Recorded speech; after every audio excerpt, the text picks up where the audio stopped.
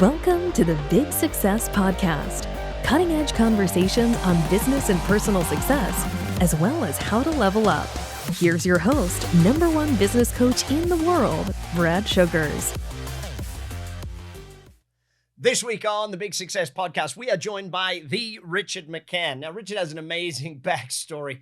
When you think about a young man whose mother was murdered and having to come back from that and living with a father who, well, I'll let Richard tell more of that story about how that happened. But you're talking about a young man who went through the most awful scenarios and came out the other side, from his first jobs as ironing trousers, for literally, this is a guy who went through prison and all these things. And now he runs the ICANN Academy. His first book, called Just a Book, crazy enough, sold 250,000 copies, 11 different languages around the world, more than 3,000 speaking events across the world, teaching you about how you can live your best life. Resilience is a big thing from him. And in fact, during the podcast, I asked him about resilience. His take on how you can bounce back from negatives is phenomenal. In fact, the first area that I talked to him about success, his view on it is so different to what we've heard here before on the Big Success Podcast. And finally, his stuff in the third segment of the podcast on leveling up, just, I can't help but sit and think, this is why this guy is successful. So tune in for the next 30 minutes. Enjoy Richard McCann. This is going to be amazing. Follow his success. And welcome to Richard McCann, the ICANN Academy. How you doing, my friend? Doing fantastic. Great to be here. I like it. Having you on the Big Success Podcast. I always start out with what seems to be a simple question, but it isn't always. What's success to you, buddy? How do you define success? Good question, of course. And I think success for me is just improving my lot, improving my mindset, improving what I'm able to do or enjoy, improving the numbers in the business, improving my reach. It's just about, success is about, I guess, being better in all those different areas, improving in some way. And of course, we've all got different criteria about what success is. But for me, whatever I look at, just trying to get a bit better each time, each day, each month, each year. That's a unique perspective. A lot of people sort of think of more where they're going is the thing. So getting better each day, how do you measure that, or how do you do that? Do you have a process of doing that, or is it just a gut feel? What's your thoughts? Well, we've just been having a meeting right now with Tracy, my peer, about how we're doing in January. I'm looking at last January and saying, at this point in last January, how many inquiries did we have? How many did we convert? So I'm always looking at what I did previously. I've got this Excel spreadsheet which goes back to 2005 when I first started as a speaker. And I charted every gig I ever did, how much I got paid, how many was in the audience. I like my numbers. And so I guess that's what I do. But I guess it's just a gut feeling as well.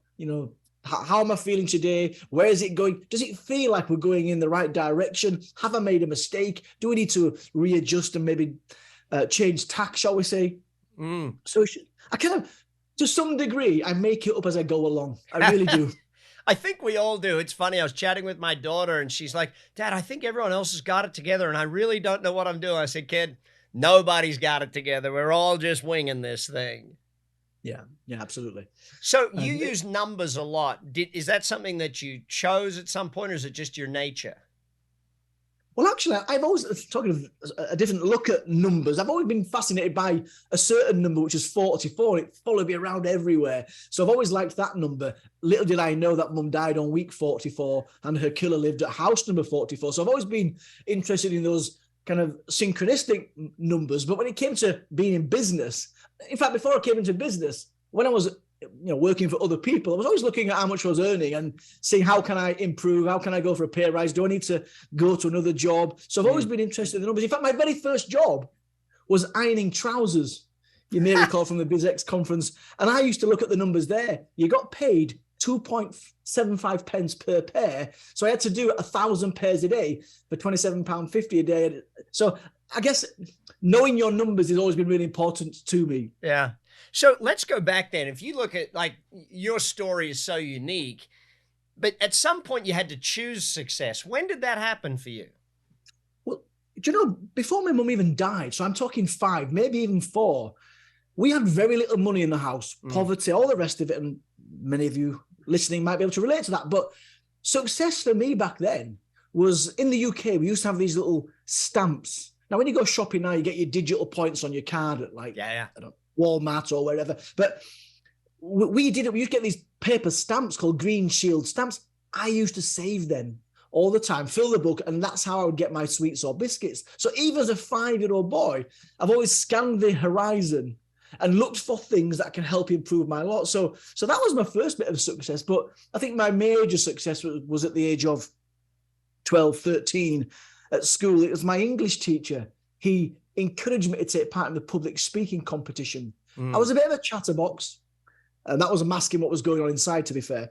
But I knew, despite having a lack of confidence, if I found the courage to get on stage, it might help with my lack of confidence. Yeah. And that's exactly what happened. I won the competition, and the rest is history. And so that's my first major success. It taught me that there was more inside of me than I maybe had thought up until that point. So that was my first success. But as a speaker, now I think the success is I don't go looking for work. Yeah. They come to me now. So I've been doing this 18 years. So, and I think that's success for me, but obviously keep an eye on the numbers as well. Yeah. So when you go back to that teacher, do you think they were the person that helped you choose to be successful in life? Or do you think you did it earlier when you were younger? Where do you think that choice came?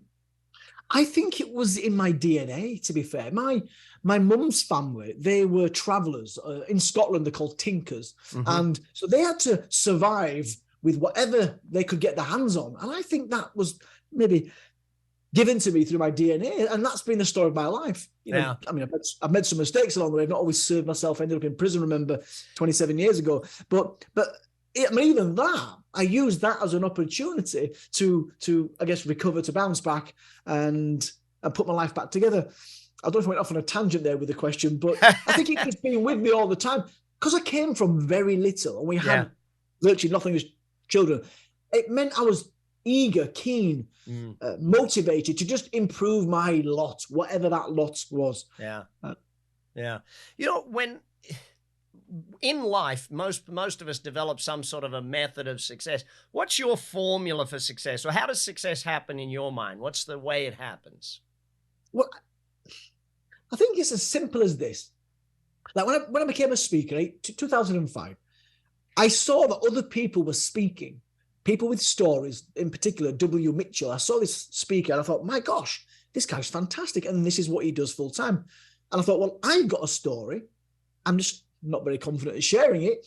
And I'm not quite sure how to share it with influence. But I thought if I could just work out how he does it, if I can study him, get some support, get some coaching, then I might be able to, then I'll certainly have some of his success. That's what I thought. And it's exactly what happened. I studied him, studied the greats, got the books, went on the courses, and 3,000 keynote presentations later, it's quite a good philosophy to have. Knowing that if I do something, the first time I do it, like my first presentation, I was sat down in a chair reading from notes. It was shocking. But I knew that if I did it, and I did it again and again, I'm going to get better at it. So I guess that's been a philosophy that's just served me really well. Yeah. Is it so if you look at that as a formula, then you study the greats and you study the books, is there any other thing you think that is important to making success happen? Well, yeah, taking action for a start, but realize. Yeah, that's probably fun. I mean, I came across The Secret, didn't we, a few years ago, and it's all right, believing something's possible. You've got to do some work as well. I think my business is called the ICANN Academy. It's about starting with that belief. I can do this, then doing it. You probably won't do it as well as you could do it. So then get better, model other people. And that's kind of my philosophy. I wrote a book, Ask for Help. I wrote a book before I started speaking. It was a #1 bestseller. I knew that the other people were out there writing books. Dave Peltzer was the guy that inspired me, A Child Called It. So I thought all I've got to do is write it in a similar style to him, get some support because my English was poor, and the rest is history. So let's talk about the flip side then. And your story's a great one for this. How do you learn success from failure, from negatives? How do you take that and turn it into a success? Well, I mean, there's two sides to this. The first answer is, it's quite obvious if I do something and I don't do very well, I have to just analyze it, right? Well, okay, where did that go wrong? How could I improve that?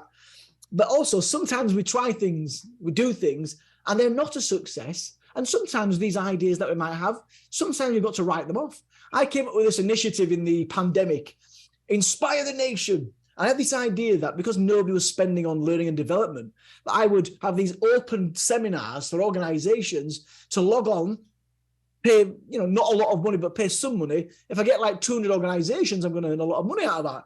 It never happened. Yeah. Maybe it was a marketing. And I just got to write that off. But there's other things that I tried within the pandemic that have absolutely flown, like my resilience workshop. I've developed that over the pandemic, and without sharing any names or naming any names, a global sportsman just booked me to run that program in their organization.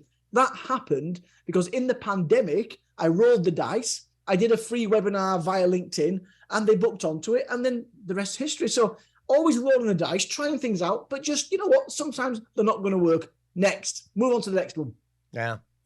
So ultimately, if I was to sit back and say, okay, Richard, I need to go to learn success, is there one or two things that you think have propelled you to your level of success? Remember, success for somebody might be only having to work 2 days a week. So I think it's my desire that's made me successful.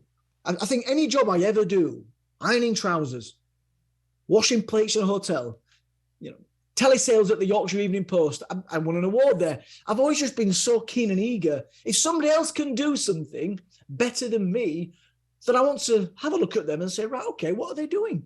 And in fact, that's what happened when I won the award at the newspaper on the telesales team. I found who was the best. It was a guy called Baljit Singh, and I modeled him. I sat with him, got to know him, saw his energy, saw his style, and I won the award, became supervisor there. So I guess that's part of my philosophy, just observing other people. Although I have to say, as I said earlier, other people have different criteria for success. And maybe as I get a bit older, maybe I might look to work 1 or 2 days a week. Yeah. You're on the Big Success Podcast. I'm Brad Sugars. We'll be back with Richard McCann. We're going to talk about mindset, attitude, self-belief, and self-talk as soon as we get back from the break. The level of success achieved by businesses like Amazon, Apple, and Uber isn't a stroke of luck or an act of magic. It's a result of careful, consistent, and disciplined plan for maximizing business growth. Learn these proven and tested methods in Brad Sugars' book, Pulling Profits Out of a Hat, and grow cash flow and maintain a healthy cash position for your business. And you're back with Big Success. Brad Sugars. I'm here with Richard McCann, the Richard McCann of the ICANN Academy. Richard, I want to talk about resilience. How do you succeed at resilience? Well, that's a subject close to my heart, having been through some of those, extreme adverse situations. I think the way that you succeed, or the way that I've succeeded with resilience, is, it's mindset. It starts with most of it starts with mindset. Success starts with mindset. But when you go through a traumatic event, and I don't just mean the murder of your mum, but a tragedy, a setback, hardship, it's about what you think. It's called your explanatory style, isn't it? It's what you think about that situation. Take me more into explanatory style, because I think that's something brilliant that you teach. Explanatory style. So if you look out the window and it's raining, and here in the UK, most people look out the window and go, "Oh, look at that horrible weather." The fact is, it's not horrible weather. It is weather. And we create the horrible weather in our minds. When my mum died, my explanatory style, this is Seligman's work, by the way, but my explanatory style, well, I told myself that mum had been taken by God. I haven't had time to go into the detail here, but she was on psychiatric wards. She was slashing her wrists, domestic violence. And I told myself as a 5-6-year-old boy that she'd been taken by God to stop her suffering. And so that me and my 3 sisters would have this fresh start with my father, my estranged father, and his new girlfriend the following year. That thought process, or explanatory style, is what helped me deal with that. And as crazy as it sounds, because actually it was out of the frying pan into the fire, but it helped me at the time. And that mindset has been with me ever since. And by the way, when you go through something tragic, it basically educates you that you can get through this. So when the next setback occurs, well, I've been through that, so I know I'll get through this eventually. And you can't take the pain away, but you'll get through it. In my resilience workshop, we have this thing called the bounce back graph, the ups and downs of life, up in the green, down in the red. And when I do this in organizations, every single person that's lived on this planet has got a very similar looking bounce back graph. All right, I might have a few more than everybody else, but we all go through stuff, and I'm sure you've been through stuff. Yeah. My point is this, though, and I've learned this in my 53 years on the planet: you don't stay in the red. There's always a way back. Always a way back. And I get people to just reflect on their lives. Although there's a flip, you're in the green, you never stay there. Which is why whilst we are there, you need to savor those moments. You never know when you're going to get a phone call. Love it. Love it.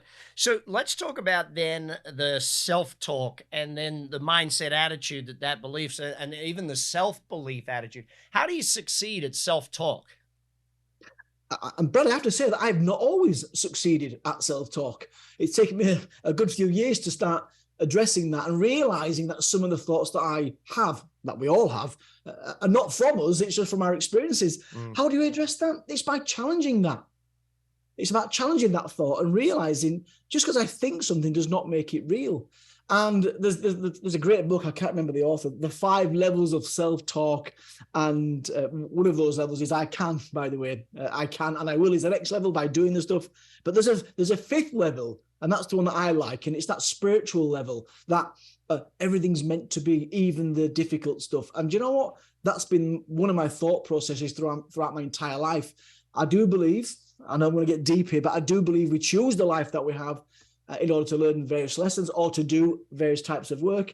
And as crazy as that sounds, even if it's not true, that thought process or that self-talk helps me as I go through life. And you may as well think that because it's going to serve me better. Yeah. Yeah. So then let's relate that back to mindset and attitude. How do you succeed at having the mindset and attitude to move forward and to keep growing and to keep doing that? What's your formula for that? Well, it's a choice. It's as simple as that. One of the things I ask when I do my seminars is, where's all the positive people? And I ask them, where did you get it from? And actually, where you get it from is by deciding I'm going to be positive. So to be resilient, to be successful, it's all about believing I can do this and going out and doing it. It's about, well, it's all the thoughts that we have. People say the journey of 1,000 miles starts with the first step. Actually, it doesn't. It begins with the first thought. So I guess that's one of my philosophies is to be careful what you think. The cells of your body, they're listening to your thoughts. And going back to the resilience, brushing things under the carpet and hoping they'll go away. Well, that is not a resilient strategy, to be fair, as you may recall from the seminar. Let's jump to courage then. How do we succeed at having the courage then? Because that first step, that first thought, all of those things come back to that. Well, courage is an interesting one, not to be confused, by the way, with confidence. You see, you don't need confidence to be courageous. Courage is doing that stuff despite being petrified, which reminds me of me getting on stage age 13, writing my book. That first book, I was bearing my soul. That took some courage. But one of the things that I often think, and I thought it when I entered the public speaking competition at school age 13, and I thought it when I wrote my book, and I thought it when I became a speaker, I thought, whatever happens, I'll be able to deal with it. Whatever happens cannot be as bad as losing my mum, or cannot be as bad as what mum went through. So courage. And quite recently, I was quite courageous, I have to say, when I was on national TV in the UK, and it was the day mum's killer died, actually. I was on Sky News, and at the end of the interview, I found the courage to call out West Yorkshire Police about some of the language that was used back in the 70s about my mum, saying that she deserved what she got. I can't believe they did that. Anyway, I found the courage to call them out, and we got the apology, the public apology that very day. So again, that's just a decision. Every time, and by the way, you might recall from the BizX conference last year that I shared, the final thing that I shared was my little boy, aged 8, finding the courage to get on stage in front of 3,000 people. Listen, there's not many professional speakers that have done that, let alone 8-year-old boys. But he didn't do that first time. It was small incremental steps. He started with, was it 29 people in class? Then it was 50. Then it was 100, 500. You got to take those small incremental steps and build your courage in your comfort zone. Very nice. I love that. I love that. So let me go then to the best version of you. One of the things you teach about is how to build the best version of you and how to become the best version of you. How do you succeed at that? How do you become the best version of yourself? It's about, I think it's constant reflecting on where you are. deciding how I'm going to get better. Do you know what I'm thinking about? Not about work. I'm thinking about my children right now. I'm thinking about my young boy and how I'm parenting him at the moment. We're having some stuff. If anybody's got teenagers, you know what I'm talking about, but it's quite tough at the moment. So I guess what I have to do is reflect on how we're doing, how I'm supporting him, how I'm creating those boundaries. It's about reflecting, isn't it? So how am I doing right now in business, in my personal life, in my family life, as a dad, as a parent? And then being honest and thinking, well, how could I have done that differently? How could I have got better at that? And it goes back to what I said right at the beginning, didn't I? I'm always looking for ways of improving my lot. And I think all those things I've just listed, being a parent, business owner, etc., all fall into that. So once again, kind of make it up, but not completely, because there is some method in the madness. Love it. Love it. You're on the Big Success Podcast. We'll be back in just a moment. And Richard McCann's going to talk to us about how to go from good to great to amazing. Not just good results, but amazing results. You're on the Big Success Podcast. We'll see you in a moment. Richard is an internationally renowned speaker, author, and mentor who has helped thousands of people transform their lives through his inspirational talks and coaching programs. He is an author of the best-selling book, Just a Boy, which tells the story of his childhood and an incredible journey that led him to become the person he is today. With over 20 years of experience in personal development, Richard is a true expert in empowering individuals and businesses to unlock their full potential and achieve extraordinary results. To learn more about Richard McCann, please visit his website today. You're back on the Big Success Podcast. I'm Brad Sugars with the Richard McCann of the ICANN Academy. Richard, let's talk about leveling up. Let's look at how that actually happened. Going from good to great to amazing. You teach a lot of, how people can succeed, but you don't just teach average success. You teach amazing levels. What's your theory on going from good to great? I think all these subjects and questions are all interlinked and interrelated, because for me, going from good to great, it is that looking back at how did I do? And I'm thinking of the people that I coach, presentation skills and storytelling. And in fact, if I think about myself and going from good to great to amazing, it's been a long journey, but it's been that investment in yourself. Like for me, when I first started speaking, I started recording myself, taking some time to look at how I'm standing, am I giving eye contact, all those basic things, and just thinking, oh, that could have been better. So for me, it's about that constantly looking at where you are. How did I do? Reflecting and deciding, right, how can I sharpen the saw? Who said that? Was it Stephen Covey? Stephen Covey, yeah. Always sharpening the saw. So that's just something we can all do, but you've got to spend the time to do it and be honest. And sometimes it may require a coach to help you with that, because of course we don't always see our flaws sometimes. Yeah, it's rare I see someone leap from good to great or to amazing without some level of coaching. So let's go back then on that. What is your secret or key to dreaming big, dreaming massive? Because a lot of people don't do that. They don't set massive goals. What's your key to that, going massive? I think it's just deciding this is possible. Well, this is if other people are doing it. In fact, honestly, this is what I do. People are doing these 5-day challenges. People are doing pre-recorded. So I'm looking at what's going on in the marketplace and thinking, actually, I can have more success if I do what they're doing. So in the background at the moment, we're working on certain things, certain programs, which are launching very soon. So I guess, but by the way, can I say something about the leveling up? I think it's important, the leveling up in the UK, at least, means something different to how you're describing it, getting better each time. Leveling up over here means helping other people increase their levels or raise their bar. So leveling up is helping the underdog. And you know what? That's one of the things that I've always done. I think karma has a lot to say in this, so to speak, because if you help other people get to where they want to be, somebody once said, you're going to get there much sooner. And it's what I do. It's why I've got, I won't say one of the members of staff that we've got in the room, but a few years ago, she wasn't in a good place. I gave her this role because I wanted to help her level up, so to speak. So it's not just about me and my business. It's about those around us as well.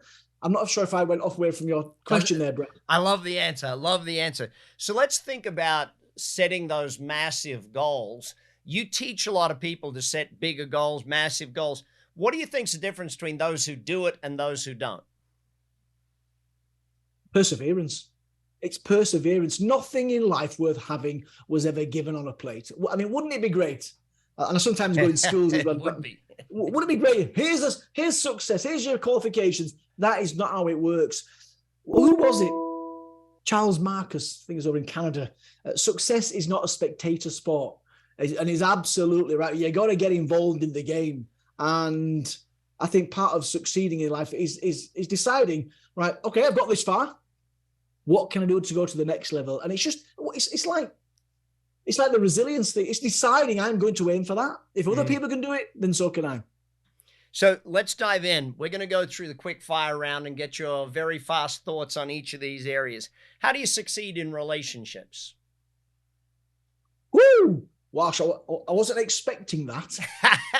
It's the quick fire round, buddy. I always get people with this one. Yeah, I think now, as a 53-year-old man who's made many mistakes with relationships, I think it's about self-awareness. It's about realizing, am I playing my part as well as I should? Am I reacting? Am I responding? So I think it's communication. It's communication, not taking things personally. I'm talking about romantic relationships, incidentally. So that's, I guess, communication is the key to that one. Yeah. How do you succeed at health? Health. I think it's doing some of the basic things. Although I have to say, your thoughts do affect your health. What was that book called? There's a fantastic book out there. The name escapes me. It's by Seligman. Oh, the telomere effect. The telomere effect. Optimistic people get ill less often. They age more slowly, and when they do get ill, they get better much quicker. So check out that on YouTube or the book, The Telomere Effect. A lot of it's to do with thoughts, but getting the sleep, getting the hydration, and having great food, and keeping those vices to within moderation, shall we say, getting exercise. Got it. And I don't do all those things all the time very well. How do you succeed at having fun? Well, that reminds me of resilience. And one of my resilience tools from my workshop is to creating positive events, making your heart sing. So that's again about reflecting. What makes my heart sing? One of the things that makes my heart sing, one, house music. So I like my dance music, but also salsa. I love my salsa, and I go to salsa as often as I can. So that's good for me, doing things that you like. But it's about saying, what makes my heart sing, and when did I last do that? And if it's not been recently, you might want to make some time to do that thing. It's good for your resilience. Love it. And how do you succeed at self-development? Always seeking to improve. That one's easy for you. I know that one's dead easy for you. All the time. How do you succeed at goal setting?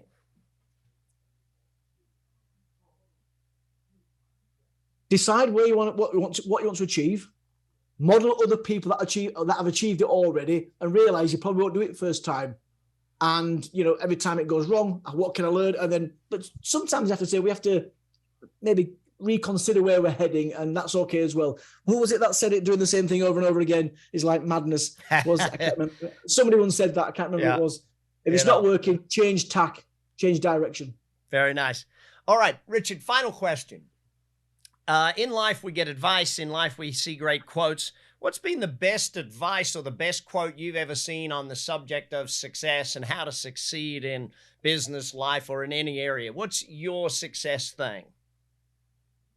Well, Henry Ford once said it. The founder of the Ford Motor Vehicle Company. He said, whether you believe you can or whether you believe you can't, you'll be right. And that is one of my... actually, he didn't say it word for word like that, but you get the point. It's all about self-belief, and that is kind of the core, it runs through my DNA, so to speak. So whether you believe you can or you can't, you'll be right. You're on the Big Success Podcast. That was Richard McCann. Make sure you check out the show notes, connect with him, follow him, read his stuff, learn his stuff. It's been great to have Richard on here. We'll be back next week with more on the Big Success Podcast. And that's the Big Success Podcast for today. Hopefully you took a lot of notes. Hopefully you learned a bunch. And hopefully you're going to take action on it. BS, Brad Sugar's Big Success, take action. Check all the show notes for all of the links. So make sure that you have links to every single thing that every speaker has in our show notes. Check them now. Click the links. Take advantage of it. And I'll speak to you again next time on the Big Success Podcast. You've been listening to the Big Success Podcast with the #1 business coach in the world, Brad Sugars.